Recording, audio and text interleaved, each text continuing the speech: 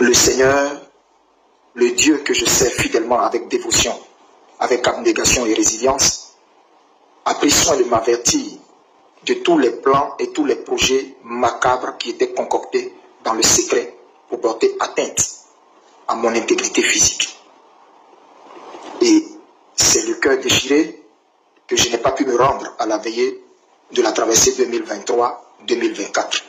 Et sur son ordre, il m'a dit d'aller là où lui, il m'indiquerait, et de rester là, de me tenir dans sa présence, de demeurer en prière jusqu'à ce qu'il me dise de ressortir,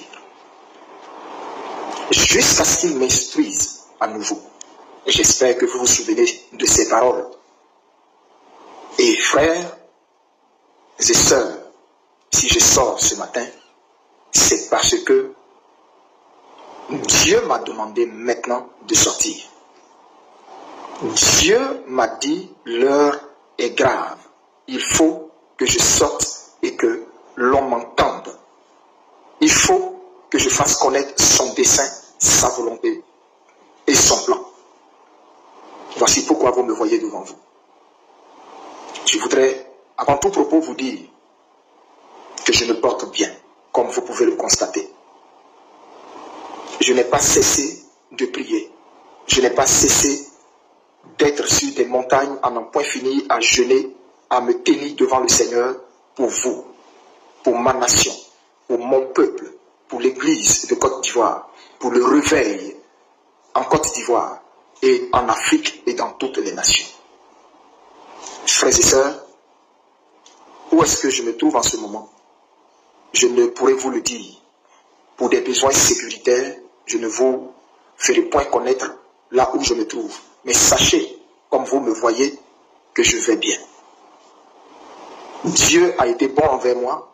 Dieu a reconnu que je n'ai été coupable de rien du tout, si ce n'est d'annoncer son plan, sa parole et ses décrets. Et ce faisant, il a usé de fidélité et de bonté envers moi, en épargnant ma vie, en me gardant jusqu'au jour d'aujourd'hui. Je voudrais vous dire, ça n'a pas été facile. Ça n'a pas été facile. Ma vie a été éprouvée comme vous n'avez pas idée.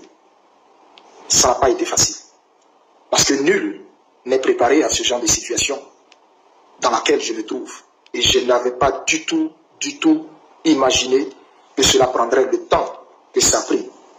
Ça a été difficile de me tenir loin de la chair, loin de mon église, loin de ce que je sais faire et de ce que j'aime faire le plus, à savoir prêcher Jésus-Christ. Ça a été un combat. Ça a été un combat. Ça a été des larmes. Ça a été des cris. Ça a été des pleurs. Ça a été des temps devant le Seigneur à demander à Dieu, Seigneur, pourquoi moi? Pourquoi moi? Pourquoi moi? Et la réponse que le Seigneur me donnait était, pourquoi pas toi? Pourquoi pas toi? Je vais vous dire ce matin, on ne se choisit pas soi-même. On ne s'appelle pas soi-même. Je n'ai pas fait une lettre de créance pour demander à Dieu de m'appeler à le servir. C'est le Seigneur lui-même, dans sa volonté souveraine, qui m'a appelé à le servir en tant que prophète. Il m'a imposé le sacerdoce de prophète. Je ne savais pas que je serais prophète. Je ne savais pas. Et je n'avais jamais un jour imaginé cela. Non. Vous savez, la Bible dit, l'homme a mis un projet dans son cœur, mais seule la volonté de l'Éternel s'accomplit. Et c'est la volonté de l'Éternel qui a été imposée à moi, qui s'est imposée à moi et qui a fait de moi prophète. Pour vous dire, je ne prophétise contre personne. Je ne parle contre personne. Je ne suis l'ennemi de personne. Je ne suis l'ennemi d'aucune autorité politique. Je ne suis l'ennemi d'aucune nation. Je ne suis l'ennemi de personne. Mais bien au contraire, je suis la voix, le porte-parole, le messager du Seigneur auprès de ma nation, auprès des nations, auprès des peuples, auprès de tous les enfants de Dieu. Épris de Jésus-Christ, épris de paix, épris d'amour, épris de vérité. Ce matin, je voudrais vous dire, mon épreuve, ma persécution, je la supporte, je la bois. Je la supporte, tant bien que mal. parce qu'elle m'a été imposée par le Seigneur. Simplement à cause de ce que j'ai voulu être un prophète de vérité, m'inscrire dans la vérité, en disant la volonté parfaite du Seigneur, en ne m'inscrivant pas en faux, en ne corrompant pas le message du Seigneur, en ne tronquant pas la vérité de Dieu qui a été mise sur ma bouche, en ne la diluant pas, en la disant comme elle m'a été dite. Aujourd'hui, cela me vaut ce que ça me vaut.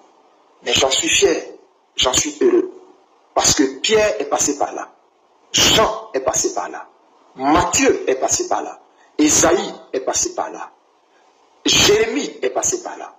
Combien de fois Jérémie avait voulu ne pas dire la vérité du Seigneur, mais il ne pouvait pas s'en dissocier parce que cela était sa vocation. Et cela est ma vocation. Bien-aimé, aussi longtemps que l'Éternel mettra une parole dans ma bouche, je la dirai comme elle a été mise dans ma bouche. Je ne la dirai pas pour vous faire plaisir. Je ne la dirai pas pour plaire à un homme politique. Je ne la dirai pas pour plaire à un parti politique. Je ne la dirai pas pour plaire à une oligarchie quelconque. Je la dirai parce que le Seigneur m'impose la volonté de le dire. Alors je la dirai. Bien-aimé, un an, aujourd'hui 8 mois, que je suis partout et nulle part à la fois. Un an, 8 mois, que je bois cette épreuve, simplement parce que j'ai prophétisé tous ces événements que vous êtes en train de voir actuellement dans notre pays. Et parce que j'ai prophétisé que Dieu n'en avait pas fini avec quelqu'un. Dieu n'en avait pas fini avec un homme, Guillaume Kibafori Soro. Parce que j'ai dit simplement le nom de cet homme dans une prophétie. Mais je ne l'ai pas dit parce que je connais cet homme. Je ne le connais ni d'Adam ni d'Ève. Je ne l'ai jamais vu. Nous n'avons jamais échangé. Jamais. Je n'ai jamais échangé avec aucun de ses collaborateurs. Mais simplement parce que j'ai dit le nom de cet homme. Aujourd'hui, ça me vaut ce que ça me vaut. Bien-aimé, mais que voulez-vous que je fasse si Dieu n'en a pas fini avec la vie d'un homme? Si Dieu n'en a pas fini avec l'histoire d'un homme? Que voulez-vous que je fasse si Dieu a pour la Côte d'Ivoire un avenir glorieux? Voulez-vous que je me taise? Voulez-vous que je me taise si l'avenir glorieux de la Côte d'Ivoire doit passer par un temps de tribulation et d'épreuve? Voulez-vous que je me taise? Non. Mon rôle est d'annoncer ce que Dieu me dit de dire. Je ne mange à la table de personne. Je ne mange à la table d'aucun homme politique. Alors je me dois de dire ce que Dieu me dit. Et un homme de Dieu, c'est celui qui se met du côté de la justice, du côté de la vérité, du côté du peuple. Et non du côté des palais, non du côté des oppresseurs du peuple du Seigneur.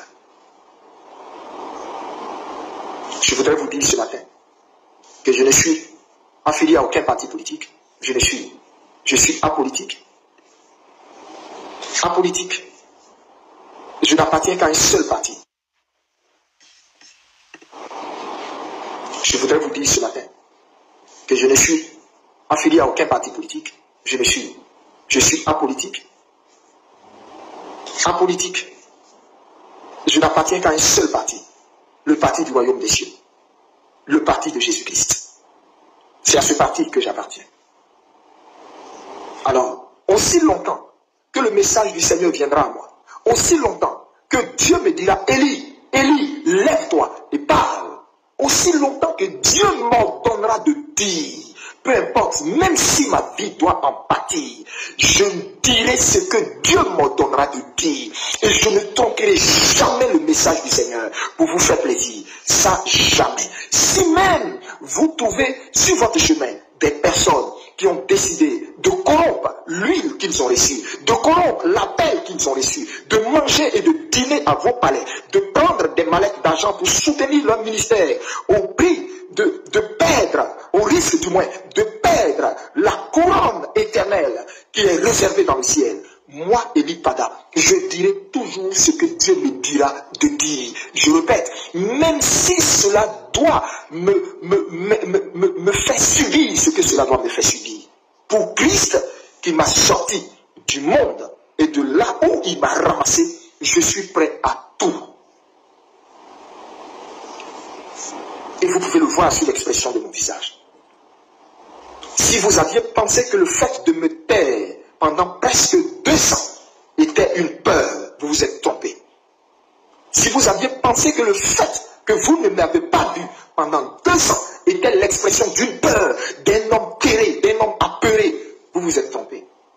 C'était un homme qui, après avoir prophétisé, était dans le secret de Dieu, en train de prier et de mener le combat, mais final, parce que j'ai compris par l'Esprit de Dieu que la délivrance de la Côte d'Ivoire est d'abord spirituelle avant d'être physique.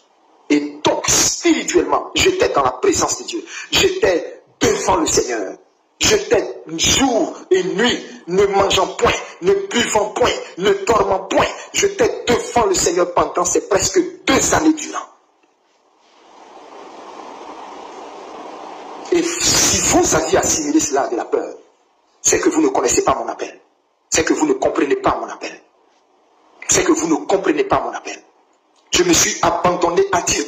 Je me suis livré à Dieu pour ne point m'embellir, pour ne point ressembler à aucun autre, pour ne point plaire à personne. Je me suis abandonné au Seigneur pour être le sacrifice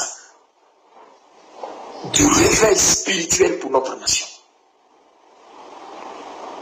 Bien-aimés, je voudrais vous dire ce matin, si je sors, c'est parce que mon Père m'a dit sors maintenant pour donner ce dernier et ultime message solennel à ta nation.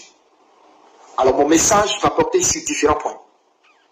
Et je voudrais que vous m'accordiez toute votre attention. Que pensez-vous de cette nouvelle affaire? Donnez vos avis en commentaire, likez cette vidéo, partagez-la au maximum et surtout, n'oubliez pas de vous abonner et de cliquer sur la cloche de notification pour ne pas rater nos prochaines vidéos.